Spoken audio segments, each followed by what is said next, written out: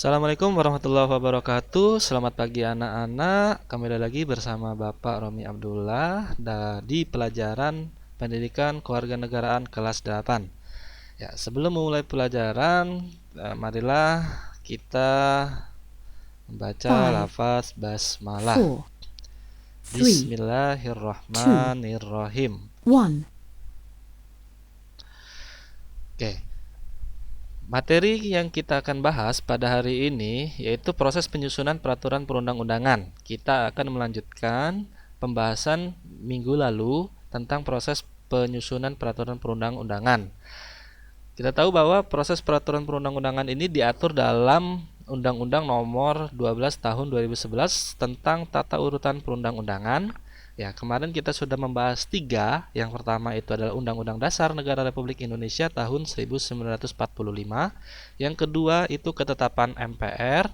Ketiga itu undang-undang dan peraturan pemerintah pengganti undang-undang. Oke, dalam pembahasan pada pagi hari ini kita akan membahas tentang yang keempat, tingkatan yang keempat yaitu peraturan pemerintah. Yang kelima, peraturan presiden. Keenam, peraturan daerah provinsi. Ketujuh, peraturan daerah kabupaten atau kota. Baik, kita akan masuk yang pertama yaitu peraturan pemerintah. Peraturan pemerintah adalah peraturan perundang-undangan yang ditetapkan oleh presiden untuk melaksanakan undang-undang sebagaimana mestinya. Hal ini sesuai dengan Undang-Undang Dasar Negara Republik Indonesia tahun 1945 pasal 5 ayat 2. Peraturan pemerintah ditetapkan oleh presiden sebagai pelaksana kepala pemerintahan. Sebagai contoh dari peraturan pemerintah adalah PP nomor 32 tahun 2013 tentang perubahan atas PP nomor 19 tahun 2005 yang berisi tentang standar nasional pendidikan untuk melaksanakan Undang-Undang nomor 20 tahun 2003 tentang sistem pendidikan nasional. Tahapan penyusunan peraturan pemerintah sebagai berikut. Yang pertama, tahap perencanaan. Rancangan peraturan pemerintah atau PP disiapkan oleh kementerian atau lembaga pemerintah, bukan kementerian sesuai dengan bidang tugasnya. Kedua, tahap penyusunan rancangan peraturan pemerintah dengan membentuk panitia antar kementerian dan atau lembaga pemerintah bukan kementerian. Ketiga, tahap penetapan dan pengundangan PP ditetapkan oleh Presiden dalam pasal 5 ayat 2 Undang-Undang Dasar 1945. Kemudian diundangkan oleh Sekretaris Negara. Ya, masuk yang kelima yaitu peraturan Presiden. Peraturan Presiden adalah peraturan perundang-undangan yang ditetapkan oleh Presiden untuk menjalankan perintah peraturan perundang-undangan yang lebih tinggi atau dalam menyelenggarakan kekuasaan pemerintahan. Nah, bagaimana proses penyusunan peraturan presiden itu ditegaskan dalam pasal 55 Undang-Undang Nomor 12 Tahun 2011, yaitu sebagai berikut. Yang pertama, membentuk panitia antar kementerian dan atau lembaga pemerintah non-kementerian oleh pengusul. Yang kedua, pengharmonisasian, pembulatan, dan pemantapan konsepsi rancangan peraturan presiden dikoordinasikan oleh menteri yang menyelenggarakan urusan pemerintahan di bidang hukum. Ketiga, pengesahan dan penetapan oleh presiden. Selanjutnya yaitu yang keenam, peraturan daerah provinsi. Peraturan daerah atau Perda provinsi adalah peraturan perundang-undangan yang dibentuk oleh DPRD provinsi dengan persetujuan bersama gubernur. Peraturan daerah dibuat dengan untuk melaksanakan peraturan perundang-undangan yang lebih tinggi. Perda juga dibuat dalam rangka melaksanakan kebutuhan daerah. Perda tidak boleh bertentangan dengan peraturan yang lebih tinggi. Pemerintah pusat dapat membatalkan perda yang nyata-nyata bertentangan dengan peraturan yang lebih tinggi. Nah, adapun proses penyusunan peraturan daerah provinsi itu sesuai dengan Undang-Undang Nomor 12 Tahun 2011 sebagai berikut. Yang pertama, rancangan perda provinsi dapat diusulkan oleh DPRD provinsi atau gubernur. Apabila rancangan diusulkan oleh DPRD provinsi, proses penyusunannya adalah sebagai berikut. Ya, yang pertama yaitu DPRD provinsi mengajukan rancangan perda kepada gubernur secara tertulis. Yang kedua, DPRD provinsi bersama gubernur membahas rancangan perda provinsi. Yang ketiga, apabila memperoleh persetujuan bersama, rancangan perda disahkan oleh gubernur menjadi perda provinsi. Nah, apabila rancangan itu diusulkan atau rancangan perda ini diusulkan oleh gubernur, proses penyusunannya adalah sebagai berikut. Yang pertama, gubernur mengajukan rancangan perda kepada DPRD provinsi secara tertulis. Kedua, DPRD provinsi bersama gubernur membahas rancangan perda provinsi. Ketiga, apabila memperoleh persetujuan bersama, rancangan perda disahkan oleh gubernur menjadi perda provinsi. Yang ketujuh, peraturan daerah, kabupaten atau kota. Peraturan perda atau perda kabupaten atau kota adalah peraturan perundang-undangan yang dibentuk oleh DPRD kabupaten atau kota dengan persetujuan bersama bupati atau wali kota. Perda dibentuk sesuai dengan kebutuhan daerah yang bersangkutan, sehingga peraturan daerah dapat berbeda-beda antara satu daerah dan daerah yang lainnya. Proses penyusunan peraturan daerah, kabupaten atau kota itu sesuai dengan Undang-Undang Nomor 12 Tahun 2011 sebagai berikut. Yang pertama, rancangan perda kabupaten atau kota dapat diusulkan oleh DPRD kabupaten atau kota atau bupati atau wali kota.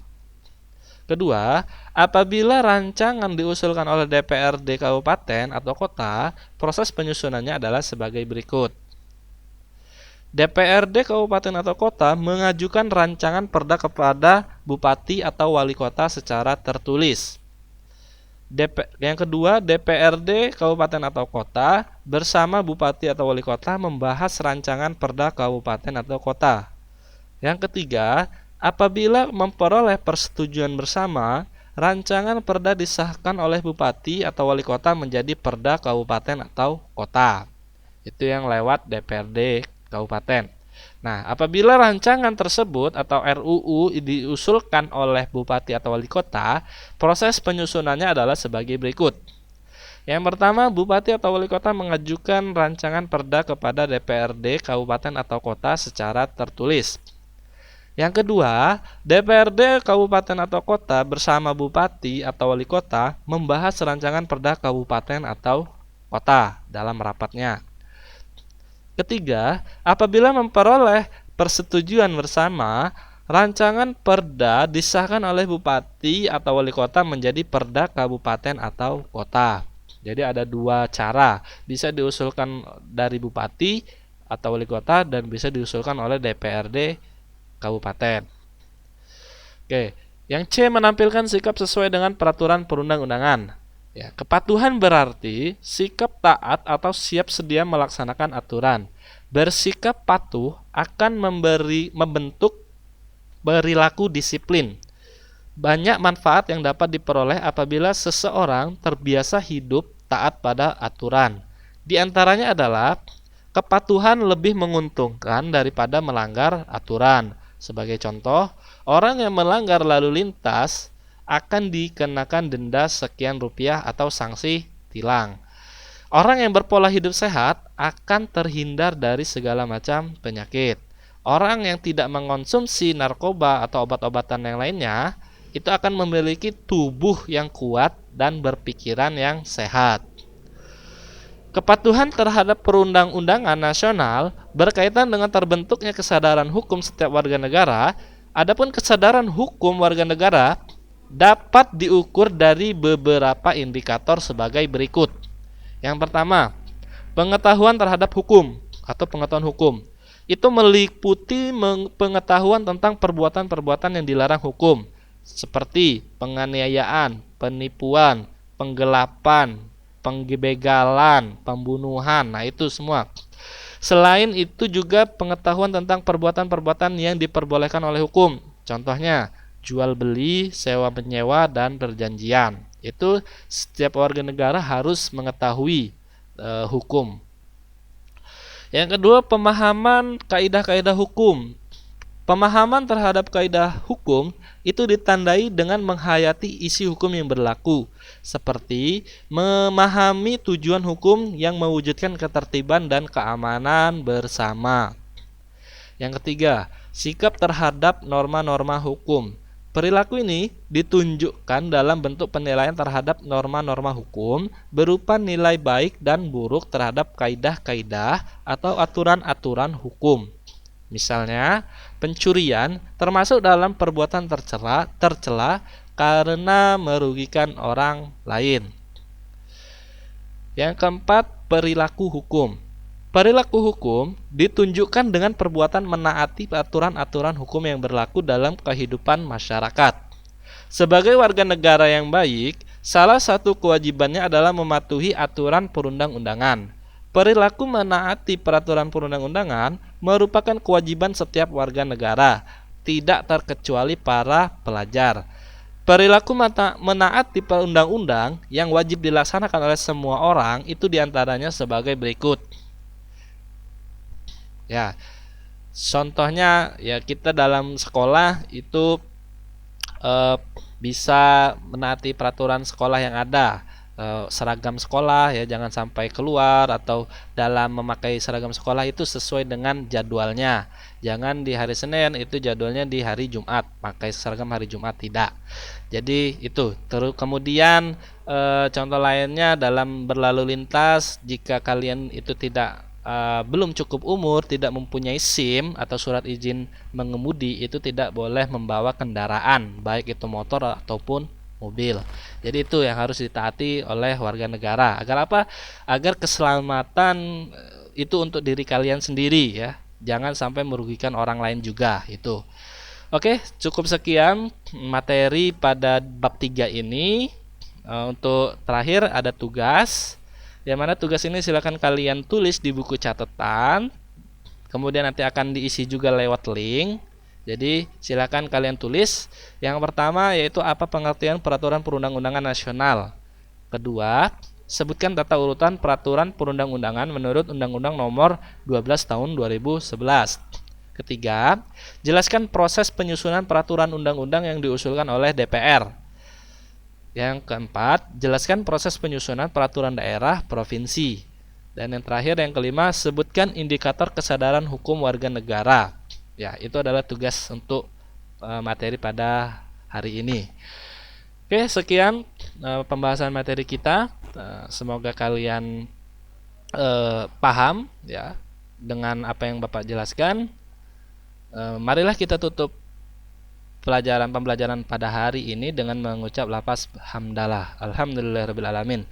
Bapak Romi Abdullah, mohon maaf atas kesalahan kata, baik sikap dan kata. Bapak mohon maaf, pada Allah Bapak mohon ampun. Wabillahi taufik wal hidayah. Wassalamualaikum warahmatullahi wabarakatuh.